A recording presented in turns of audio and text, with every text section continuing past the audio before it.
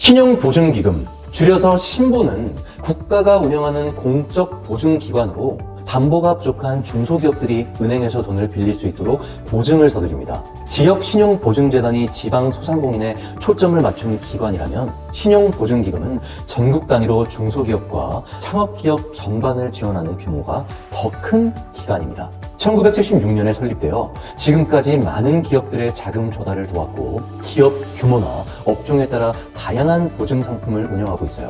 쉽게 말해 전국의 중소기업을 뒷받침하는 국가 대표 보증기관이라고 이해하시면 됩니다.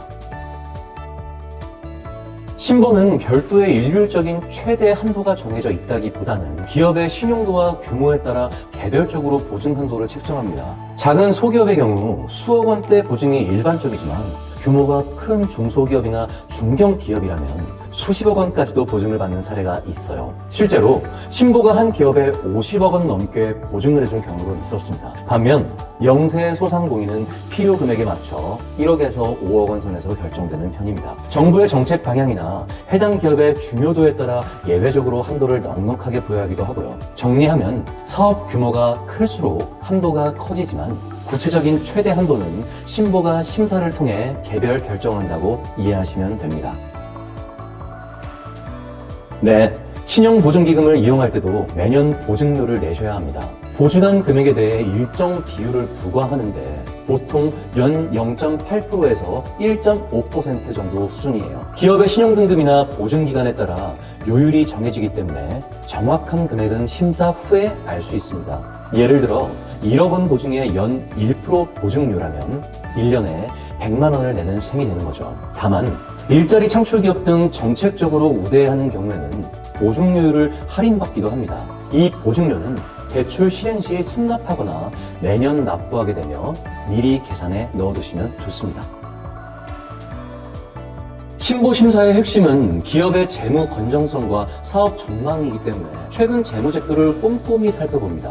매출액 추이, 이익 발생 여부, 부채 비율, 현금 흐름 등 돈을 벌고 관리하는 상태를 평가하게 되는데 동시에 해당 업종의 성장성이나 기술 경쟁력, 시장에서의 위치 등 앞으로의 전망도 중요하게 고려됩니다. 당연히 대표자의 신용도와 경영 역량도 보겠죠. 쉽게 말해 이 기업이 대출을 받아 잘 활용하고 상환까지 무리 없이 해낼 수 있을까를 다각도로 따져보는 거예요. 그래서 최근 몇 년간 꾸준히 흑자를 내고 있다거나 신제품 출시 등 뚜렷한 성장 계획이 있으면 좋은 평가를 받고 보증 승인 가능성이 높아집니다. 반대로 만성 적자이거나 업황이 매우 불투명하면 아무래도 보증받기가 어렵겠죠. 신보는 현재의 재무 상태 플러스 미래의 성장 가능성, 이 두 가지를 잘 준비해 어필하는 것이 관건입니다. 대표자 개인의 신용도도 신보 심사에서 영향을 주는 요소입니다. 신보는 기업 자체의 재무와 사업성을 주로 보지만 돈을 갚는 주체가 대표이기도 하므로 개인 신용 점수가 너무 낮으면 부담 요인이 됩니다만 약간 낮은 6에서 7등급 정도라면 회사의 실적이나 사업 전망이 좋을 경우 어느 정도 만회될 수 있습니다. 실제로 개인 신용이 완벽하지 않아도 기업이 탄탄해서 보증을 받은 사례들도 있어요. 하지만 최근에 연체나 채무 불이행 이력이 있는 등 심각하게 신용 상태가 나쁘다면 보증 승인받기가 어렵습니다. 그런 경우에는 먼저 신용 회복 조치를 취한 후에 신청하시는 게 좋습니다. 신용이 좋을수록 유리하긴 하지만 보증 여부를 결정짓는 절대적인 기준은 아니고 회사의 종합적인 상황과 함께 고려된다고 볼 수 있습니다.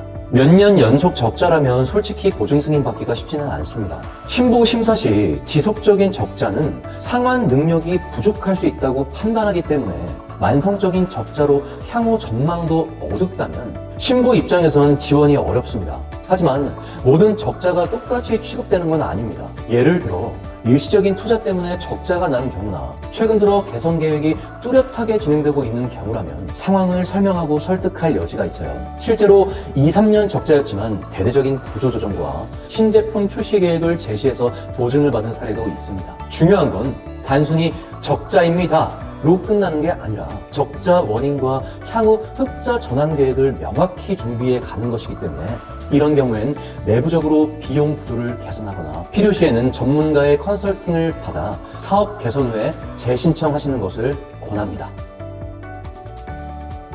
네, 신보도 스타트업 지원 프로그램을 활발히 운영하고 있습니다. 대표적인 것이 스타트업 네스트입니다. 신보가 유망 창업기업을 선발해서 보증은 물론이고 엑셀러레이팅 멘토링과 투자자 연계까지 패키지로 지원해주는 프로그램입니다.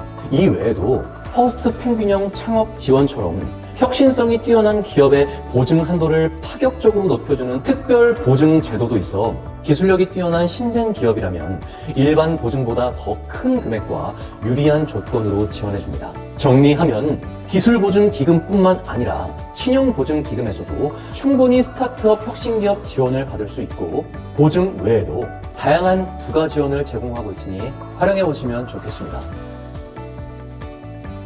예, 신보는 수출 중소기업을 전략적으로 지원하고 있어 수출 실적이 있는 기업에 대해서는 보증심사에서 우대를 해주거나 수출기업 전용 보증 프로그램을 운영하기도 합니다. 예를 들어 수출 증가로 운영자금이 많이 필요한 경우 일반 기업보다 보증 한도를 넉넉히 산정해주는 식입니다. 또 수출대금 회수가 지연될 때 이용할 수 있는 매출 채권 보험이나 수출 신용 보증 같은 연계 제도도 신보와 관계기관을 통해 지원받을 수 있습니다. 정부 차원에서도 수출기업 지원 정책이 나오면 신보가 특별 보증을 편성해 금리를 인하해주거나 조건을 완화하는 경우도 많이 있습니다. 그러므로 수출 비중이 높다는 점을 어필하시면 보증 상담과 심사에서 확실히 긍정적인 요인으로 작용할 것입니다.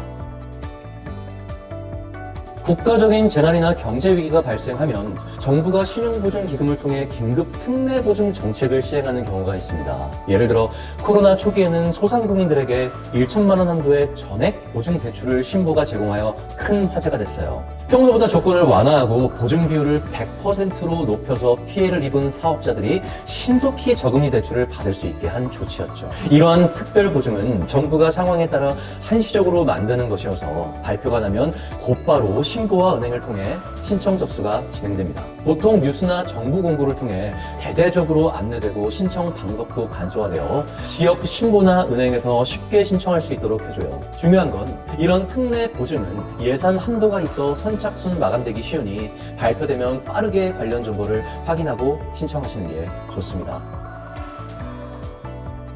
네, 신보는 회사채 보증 및 기업 어음 보증 프로그램도 운영하고 있습니다. 중견기업 등 일정 규모 이상의 기업이 채권 발행으로 자금을 조달할 때 신보가 보증을 서주는 거예요. 대표적으로 PCBO라는 프로그램이 있습니다. 신보가 여러 중소기업의 회사채를 묶어 보증해주면 기업들은 개별 발행할 때보다 낮은 금리로 자금을 조달할 수 있죠. 또한 신용도가 다소 부족한 기업이 CP를 발행할 때 신보가 보증해주는 상품도 있습니다. 이런 채권 보증은 일반적인 소상공인보다는 규모가 큰 중소기업이나 중견기업들이 주로 이용하는 제도입니다. 회사가 성장해서 은행 대출 한도를 넘어서는 자금이 필요하다면 신보의 채권 보증 서비스를 통해 자본시장에서도 자금을 조달할 수 있도록 도와줍니다.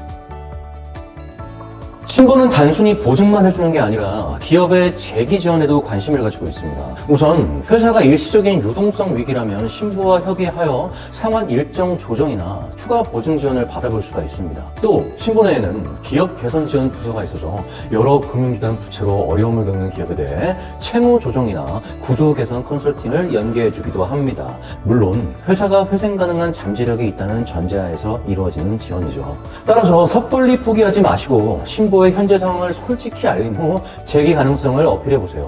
직접적인 추가 자금 지원이 어렵더라도 신보가 채권 은행들과 함께 해결책을 찾는 데 큰 힘이 되어줄 수 있을 겁니다. 예, 물론입니다. 신용보증기금은 전국에 약 100여 개의 영업점을 운영하고 있어서 직접 방문 상담이 가능한데요. 홈페이지에서 영업점 위치 검색, 담당자 연락처를 확인하여 가까운 신보 지점을 찾아 전화를 걸어 상담 예약을 하시거나 그냥 영업시간에 방문하셔도 돼요. 또 고객센터를 통해 전화로 궁금한 사항을 물어볼 수도 있습니다. 신보 공식 홈페이지 FAQ에서 기본적인 질문들을 찾아보거나 온라인 상담을 통해 문의해 보실 수도 있어요. 궁금하신 점이 많으시다면 우선 전화 상담으로 대략적인 답변을 얻으시고 필요하면 서류를 챙겨 가까운 신보 지점에서 직접 컨설턴트와 상담을 받아보시는 것을 추천드립니다.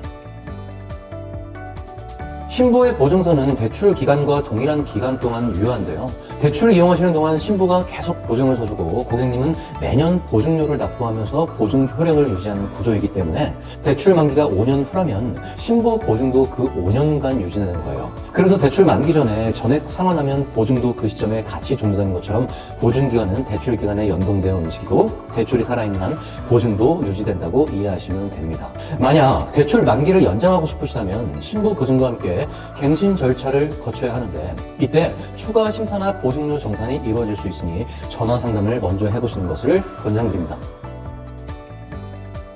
일반적으로 신부 보증 승인이 돼야지만 은행이 대출을 실행하는데요. 보증서가 담보 역할을 해주기 때문에 신부 보증이 있음에도 은행이 대출을 안 해주는 경우는 드뭅니다. 다만 이론적으로 은행도 최종 여신 결정권을 갖고 있어서 아주 예외적으로 내부 규정상 대출이 곤란한 경우 보증 승인 후에도 대출 취급을 거부할 가능성은 있어요. 하지만 정상적인 경우라면 신부 보증서가 발급되면 은행은 약정서 작성 등 절차만 거쳐 바로 대출금을 실행해줍니다. 보증 승인이 곧 대출 승인이라고 보셔도 무방하지만 혹시라도 지연되거나 문제가 생기면 은행 담당자와 이유를 확인해 보시는 게 좋습니다.